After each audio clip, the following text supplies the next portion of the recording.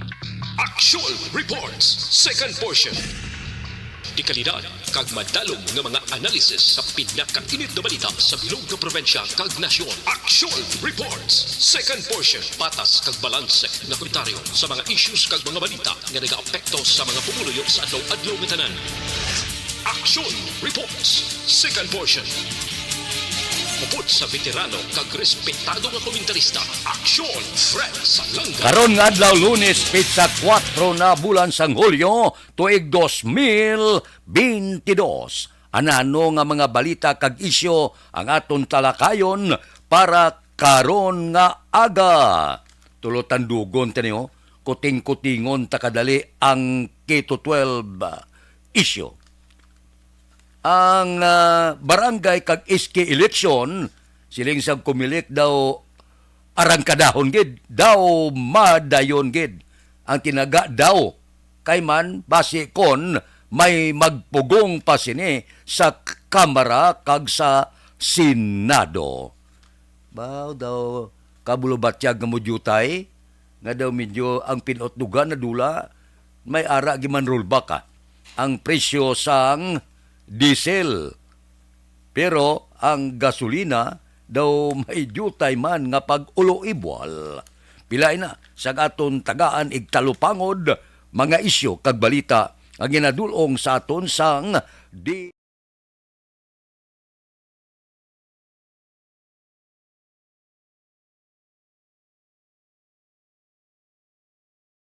And the winner for Digital Storytelling Best Social Media Video is John Dale Salazar, Bacolod, Aksyon Radyo Bacolod, Nurse, DHW, kag iban pa. Magluwas sa mga frontliners nga nagarisgo sang ila kabuhi sa sulod sang hospital. Nagakaangay man nga tagan naton sa pagkilala ang mga frontliner nga nagatrabaho sa sulod sang isolation facility. Ang mga doktor kag nurse nga nagarisgo man sang ila kabuhi sa pagtatap sa mga asymptomatic kag mild COVID cases. Ang mga barangay health workers nga gin-assign sa isolation facility, mga cook nga nagaluto sa mga pagkaon sa mga COVID. Radio Philippine Standard Time lasais 38. Ginapareview man sang Malacañang pagi kay Presidente Bongbong Marcos ang K-12. Diri sa Bacolod ang sangguniang panglunsod nagpasar kag unanimous nga ginaprobahan ang ila sini ginaduso sa Kongreso kag subong man sa DepEd review ang K-12 program sa Pugsod. Ako niya sugot ako sini nga reviewon naton. Kay para sa akon gaantos ang ginikanan. Sa may kulukwarta masarangan nila ini. Sa pigado pareho naton hindi na kita makasarang dugangan pa 2 ka tuig nga gasto sa aton kabataan. Budlay mo abi nyo ang sitwasyon subong nga kapiot sa pangabuhi. Ang mga ginikanan gahandom nga madali makagraduar ang kabataan, makapangita at trabaho, makabulig sa iya ginikanan. Karon niya gindugangan o pagid 2 ka tuig. Hindi lang kay ang mga estudyante ginpaantos naton, ginapaantos naton pating mga ginikanan. Amak mo nga dugangan mo 2 ka tuig. Pinsarabla kung magbalik ang face-to-face classes, ang plite, ang tanan, adlaw-adlaw nga tanan. Suso, hindi na gani kita ang pangabuhi subong hand to mouth na lang kita. Sana siling ko na sa may sarang wala problema. Pero sa amon nga imol, ginabatyag namon ini. Nga kung tani, ang kabataan, kanugon sa 2 ka tuig nga katapos sa kabataan, dali siya makakwa kurso, pagkatapos makabulig, makatrabaho, makapian-pian sa kapigaduhon sa iya ginikanan. Ti karon niya riho, ang pagantos dinugangan pagid, tinungtungan nyo pagid sang 2 ka tuig. Daw hindi na ni masarangan, gapanghakroy na ang mga ginikanan. Lantawa bala, dohaluson ka gani, pangutang ka diri, loan ka wala kag tuo para makagraduar ang kabataan. Kay siling mo, sa sulod sa 4 ka tuig, makagraduar ang bata. Sa sulod sa 4 ka tuig, makagraduar sa kolehiyo. Dinugangan 2 ka tuig.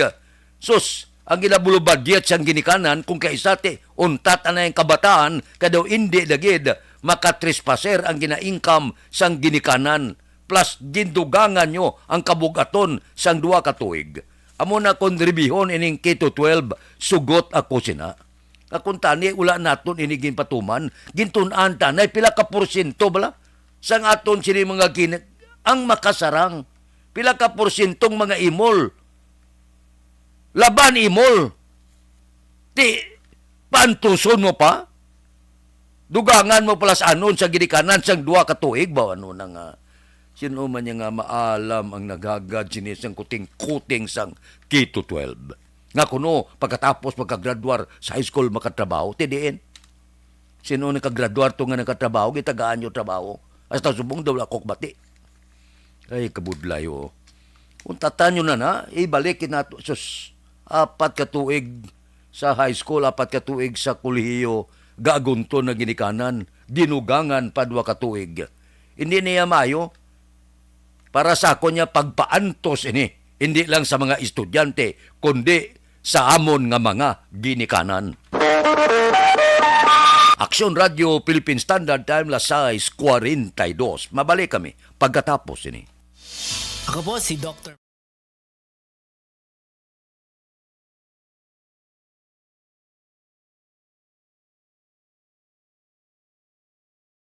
And the winner for Digital Storytelling Best Social Media Video is John Dale Salazar, Bacolod, Aksyon Radio Bacolod, Nurse, DHW, kag iban pa.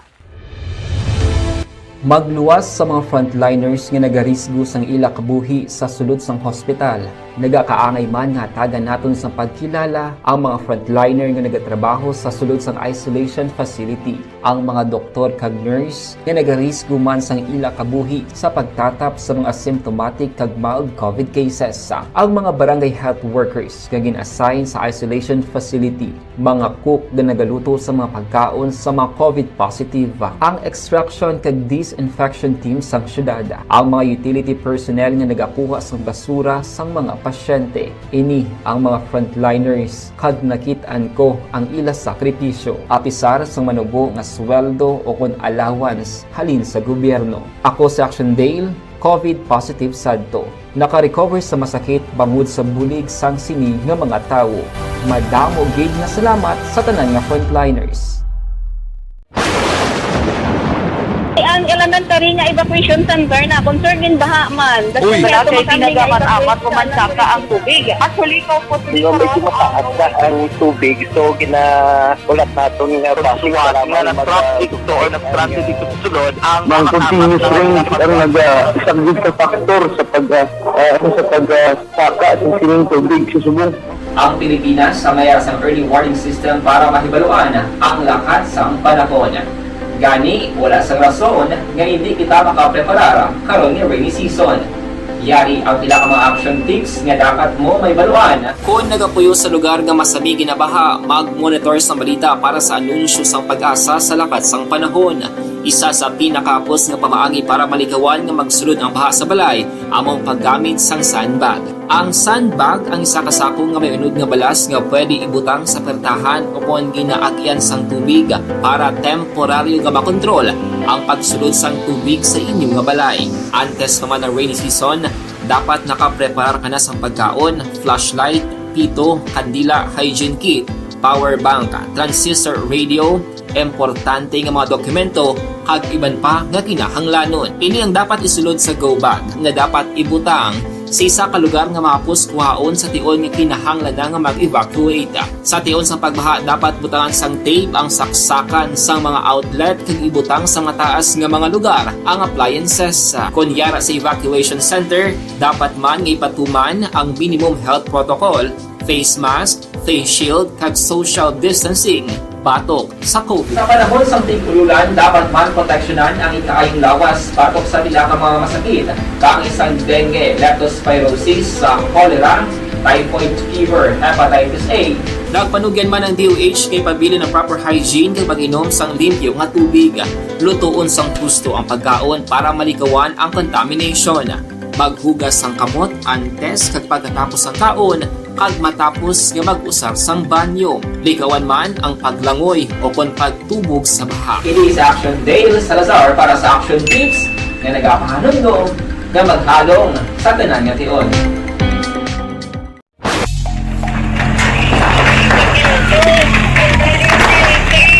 Presyara na tayo! Presyara!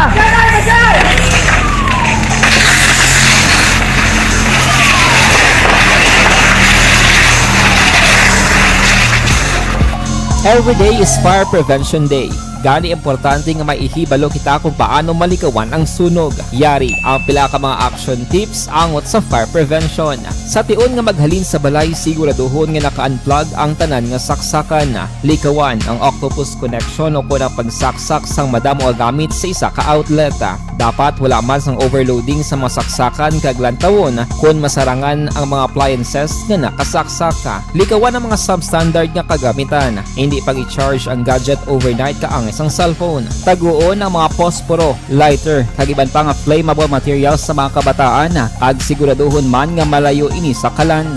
Siguraduhon man nga wala nagalik ang inyong LPG. Sa isa ka business establishment, dapat mayara sang fire extinguisher kag dapat nakahibalo ang tanan sa pag-usar sini. Hibaloon man ang expiration date sang fire extinguisher kag i-refill kung expired na. Magpreparar sang fire exit plan laki padiri ang emergency exit o kung ang lugar nga wala sang harang nga pwede guwaan sa tion sang sunog.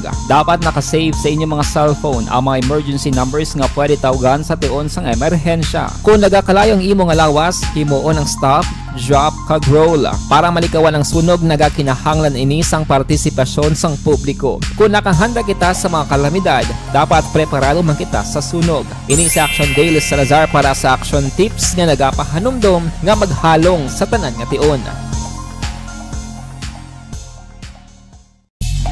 Bangod sa pamahog sing COVID-19 pandemic, madamo sing kompanya kag local government unit ang nagpatuman sang work from home sa ilang mga empleyado. Naga-work from home kung naka-close contacts na nagpositibo sa virus o kung mismo nagpositibo sa COVID-19. Madamo sang benepisyo ang mahatag sang work from home, pero hindi naton malikawan nga ma-bored kag ma-stress bangod sa sini nga setup sa masobra na isa ka tuig nga pagpakiaway sa COVID-19. Base sa pagtuon sa United Nations International Labor Organizations, nagatugas sing stress ang tuman niya pag-usar sa gadgets kangay sa cellphone kag computer. Gani, iyarin tila ng mga poslano nga action tips sa mga nag-work from home. Una, mag-set up sa workspace sa mga balay sa tuyo nga makafocus sa imong trabaho. Ang workspace ay hindi kinahanglan nga dako nga kwarto, ang importante. Action Radio Philippine Standard Time, las 6:49 na. Ang registration nagapadayon subong. Ginpalayag sang Comelec parehistro na kamo. Preparasyon sa nagahilapit ka barangay kag iske eleksyon. Kay kon pamangkuton kahapon ginpalayag sang Comelec Disyembre 5 dako na ang tsansa. Mga 90 guro ang tsansa nga madayon ang barangay kag iske eleksyon. May nabilin pa nga pila ka porsyento nga pagpangalagag kay pwede ser base kon arang kadahon pa sa manubo nga padalgan ang pagpugong sang eleksyon. Kay kadamo sa mga kongresista nga nagdalaog nga magapungko sa 19th Congress nga nagasiling nga kanugon sang sobra 8 bilyones nga gastuhon sa barangay kag iske eleksyon. Nya gamiton pa ina sa kung ano nga mga bagay-bagay, pandemya, kag iban pa. Pero, kaduhan na ni, sa konstitusyon, nagasiling, dapat dayunon. So, siling sang Comelec madayon ang eleksyon sa barangay kag iske. Damo-damo ni, ang mapapili sigurado sa mga barangay, mga iske chairman, kag kagawad, kaman may budget na mo. May budget na ang barangay. Butangan na sang budget, amo na nga, ginasigawom na kung madayon, subong palang porte na ang kampanyahan ay sa mga kabaranggayan. Di kalabanan sila, may mga maninoy kag maninay man sa politika. Gasiling silang barangay apolitikal nga hindi dapat mag-inta ang iban nga mga politiko wala iya matabo ina diri sa pungsod Pilipinas. Tagsa ka eleksyon sa barangay, wala iya eleksyon sa barangay nga wala nagainta ang politiko. Kay ila ni magamit mo sa palaaboto nila nga mga kinahanglanon sa masunod pagid nga mga eleksyon. Kinahanglan mo ka sang mga barangay opisyal para sa imo sini kandidatura. So, inang siling nga politikal nga dapat hindi maginta ang mga barangay sa politika kag hindi pagintahan sa mga politiko. Inaya, damgo lang ina. Laban na sa baba. Pero, ang matudtod nga nagakatabo, wala iya sa mga barangay officials nga wala sang maninoy it maninay sa politika. Ma-challenge ka mo? Gusto ka mo magpusta? Kung may mga barangay, iski kag iban pa, nga wala sa nagasuporta nga politiko, pila pusta nyo. Aksyon Radio Philippine Standard Time, las 6:52. Siling abyan ko niya, pwede na. Pwede. Lahog-lahog lang na. Pero ang kamatuuran lang. Hindi tapaglipdan mata sa tao, nga daw papatihon ta, nga wala gaintra ang politiko. Malos ay na nga klase balita ya. Public knowledge na ya, taguon ta pa. Kalain. Mabalik kami pagkatapos ini.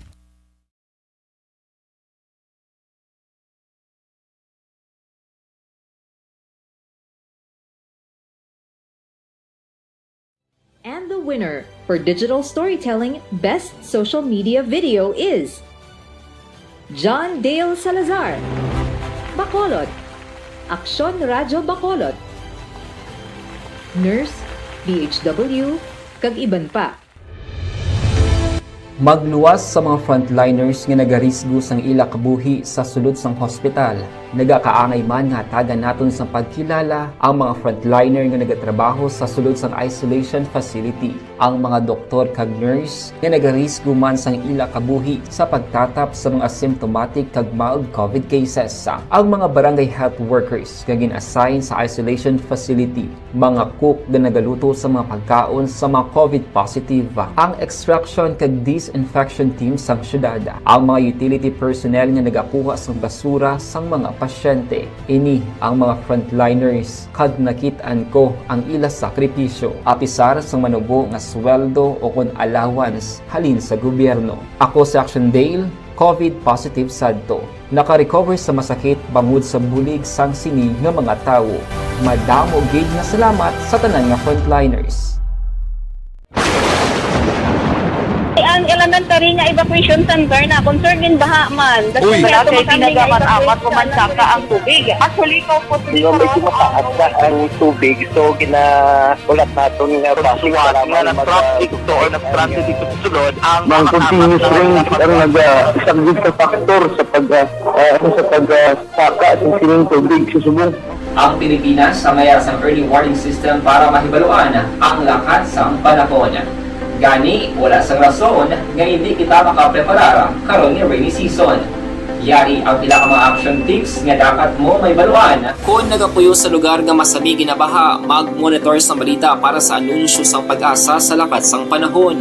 Isa sa pinakapos nga pamaagi para malikawan nga magsulod ang baha sa balay, among paggamit sang sandbag. Ang sandbag ang isa kasakong nga may unod nga balas nga pwede ibutang sa pertahan o kung ginaagyan sang tubig para temporaryo nga makontrol ang pagsulod sang tubig sa inyong nga balay. Antes naman ng rainy season, dapat nakapreparar ka na sang pagkaon, flashlight, pito, kandila, hygiene kit, power bank, transistor radio, importante nga mga dokumento kag iban pa nga kinahanglanon. Ini ang dapat isulod sa go bag nga dapat ibutang sa isa ka lugar nga mapus kuhaon sa tion nga kinahanglan nga mag-evacuate. Sa tion sa pagbaha dapat butangan sang tape ang saksakan sang mga outlet kag ibutang sa mataas nga mga lugar ang appliances. Kunyara sa evacuation center, dapat man nga ipatuman ang minimum health protocol, face mask, face shield kag social distancing. Batok sa COVID. Sa panahon sa tigululan, dapat man proteksyonan ang ikaayong lawas batok sa pila ka mga masakit,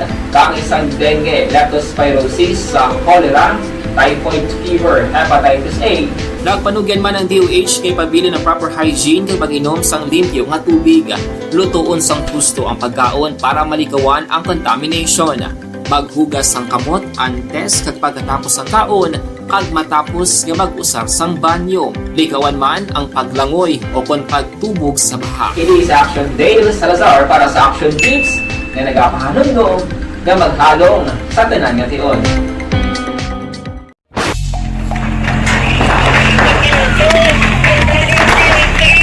Presyar na tayo! Presyara!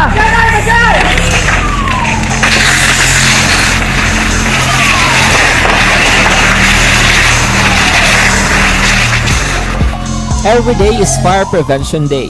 Gani importante nga maihibalo kita kung paano malikawan ang sunog. Yari ang pila ka mga action tips angot sa fire prevention. Sa tion nga maghalin sa balay, siguraduhon nga naka-unplug ang tanan nga saksakan. Likawan ang octopus connection o kung ang pagsaksak sang madamo nga gamit sa isa ka outlet. Dapat wala man sang overloading sa mga saksakan kag lantawon kung masarangan ang mga appliances nga nakasaksaka. Likawan ang mga substandard nga kagamitan. Hindi pag i-charge ang gadget overnight kaang isang cellphone. Taguon ang mga posporo, lighter, kag iban pa nga flammable materials sa mga kabataan. Ag siguraduhon man nga malayo ini sa kalan. Siguraduhon man Sa Radio Philippine Standard Time, Lasay 57, isabit lang ang isa ka lokal nga balita kag isyo. Karon nga adlaw ti Hulyo 4, matipo na ang mga nagdalaog nga mga konsehal dire sa siyudad sa Bacolod. Kay nagligad nga semana siling ni Vice Mayor Elcid Pamilyaran karon nga adlaw tipunon. Tagaan niya imbitasyon, tipon sila pagkatapos mapili sila sang ila sini nga komite. Ti kalabanan sang mga nagdalaog sa grupo Asinso, 8 mo. 4 lang sa grupo Progreso. Sumabalaan ta na mos pagkatapos sining pagpinungkuanay kag pagpartidahay sang mga komitiba, may balanta na kung sino nagakapot sang nagkalain-lain nga komitiba. Pero ging klaro nagligad nga semana ni Vice Mayor Elcid Pamilyaran nga ang majority amo ang mapili sang ila sini nga komitiba. Kung may mabilinda, amo na ang matupa sa minority o kon sa 4 ka mga minority nga nagdalaog sa grupo Progreso. So kung minority ka mo, hindi kaya makademand kung anong komitiba gusto mo. Kung amulan ang mabilin, amulan na ang maangkon kag matag sa imo. Pero para sa akon, hindi man na importante. Bisan ano nga komitiba ang ihatag sa imo, importante kung nagtrabaho ka. Ang importante kung nakaintindi ka kung anong trabaho mo. Importante nga ang komitiba nga ginatag sa imo, makaserbisyo ka sa tao. Action Radio Philippine Standard Time, Lasay 59. Mabalik kami pagkatapos ini. Life Extension Vitamin.